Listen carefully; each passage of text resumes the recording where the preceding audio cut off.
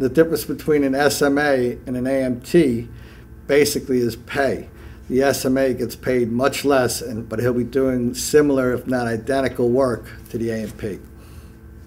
This creates another division within the workforce, similar to the B-scale system which we had years ago. It's destructive to the workforce, and it creates a bad environment for everyone involved.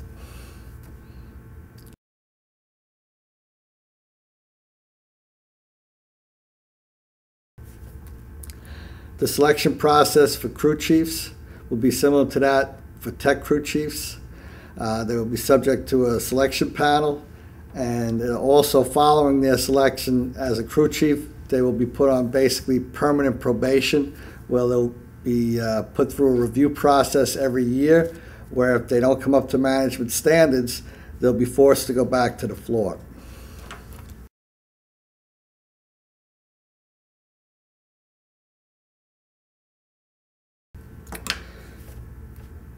The electronic bid system is what the company wants to use to replace our current bid system, where we fill out paperwork and mail it into the company that indicates our desire to move or transfer to a different station or to bid to a higher capacity.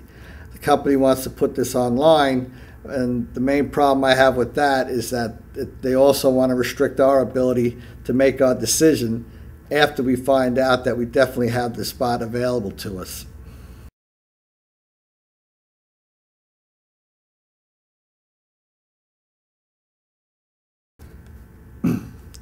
One of the changes to the seniority list is that the company no longer has to provide us a copy every 6 months, and they only have to maintain it online. And the list is no longer required to be complete, and that people that are no longer on payroll or in the work group are no longer listed on the list.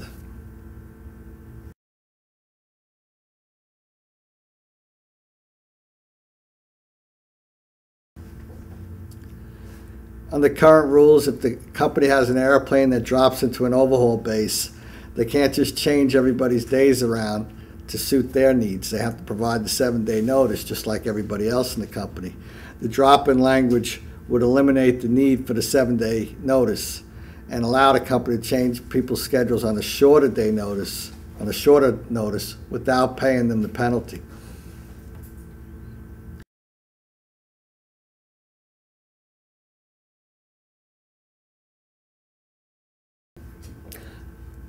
Article 27 continues a lot of the concessions from 2003, including the fact that the company no longer provides cleaning of our uniforms. This is more of a financial hardship for our members that have to bring these uniforms and wash them separately from other clothes and incur the costs associated with it. They require a police security report for any toolbox claims, which is something we didn't have to have before. And the language also includes language that the company will not pay for lost or stolen badges. So there's just more concessions or continuation of concessions in this article.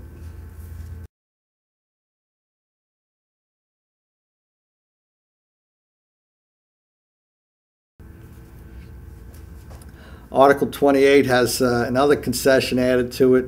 As back in 1980, there was a letter added to the contract that it was in reference to a job action that was had by TWU members in support of gate agents who were trying to organize, and it was in reference to an illegal job action that occurred. What the company did was they took that language that acknowledged that illegal job actions would not be tolerated.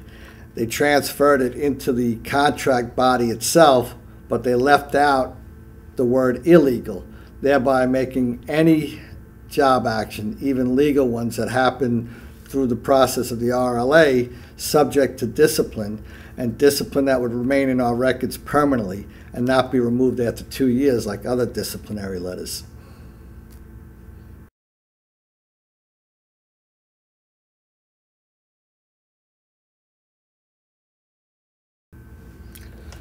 One of the changes that is the changes for time limits. This was actually a change that was put in back in 2002 through a letter of agreement. signed by, I believe, Gary Yingst on behalf of the International. What it does is it allows the company to reply to a grievance through the mail service. The problem that we have with that is the fact that the employee's clock starts on the postmark date, which means that the employee loses time to respond while the mail is in transit. However, in the company's time limits, the company has to have full possession of the document before their clock starts. We feel that this puts an unfair burden on the member, and a member could actually end up losing a grievance because his reply from the company gets delayed in the post office. And we feel that this is a situation that needs to be corrected. We were told it was going to be corrected, but in the language that was given, it has not been corrected.